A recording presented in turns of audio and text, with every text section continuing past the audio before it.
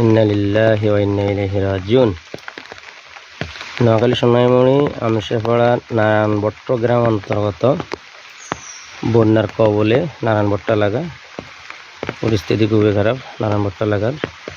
আল্লাহ তাআলা নারায়ণবট্ট এলাকাবাসীকে তার রহমতের চাদরে ঢেকে রাখুক।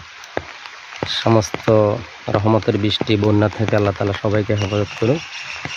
বন্যার পরিস্থিতি খুবই ভয়ঙ্কর। গতবারের ন্যায় গতবারও নারায়ণবট্ট এলাকায় বন্যা সর্বপ্রথম হয়েছে। এবারও দেখতেছি নারায়ণবট্ট এলাকাতেই বন্যা হয়ে গেছে অলরেডি। তো আল্লাহ তাআলার কাছে মাফ চাই আমরা সকলে। আল্লাহ যেন আমাদের সবাইকে আমাদের গুনার কারণে যেন আল্লাহ তাআলা আমাদেরকে তার আযাব দিয়ে গ্রাস না করে। আসলে গত বছরের বন্যাতে আমরা শিক্ষা নিতে পারি নাই।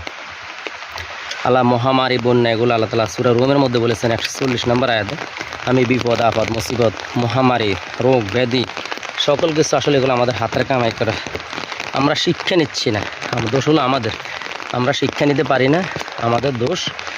আমরা বিপদ কেটে গেলে উৎপন্ন হয়ে পড়ি। গতবারের চেয়ে এই বছর আমরা আরও খারাপ হয়ে গেছি। তো আল্লাহ তাআলা আমাদেরকে বিপদ আপদ থেকে হেফাজত করুক, আল্লাহ তাআলার গোলামে পরিণত করুক। আমরা যেন অহংকারী না হয়ে যাই, সন্ত্রাস চাঁদাবাজি না করি। দুনিয়াতে শান্তি আখিরাতে মুক্তি পেতে হলে কোরআনকে সাংবিধানিক রূপে রাসূলকে এবং আল্লাহকে হুকুমকর্তা ও রাসূল সাল্লাল্লাহু আলাইহি সাল্লামকে আদর্শিক নেতা হিসেবে মেনে নিই এবং রাষ্ট্রে ও দেশে ইসলাম প্রতিষ্ঠার কাজে সকলে নিয়োজিত থাকি। আল্লাহর দিনকে বিজয় করে ইনশাআল্লাহ। আল্লাহ তাআলা আমাদেরকে সাহায্য করবেন ইনশাআল্লাহ। আমরা আল্লাহর সাহায্য কামনা করি। পরিস্থিতি খুব ভয়াবহ, বন্যা বৃষ্টি বাদল সকল কিছু লেগে আছে নারায়ণবট্ট এলাকায়।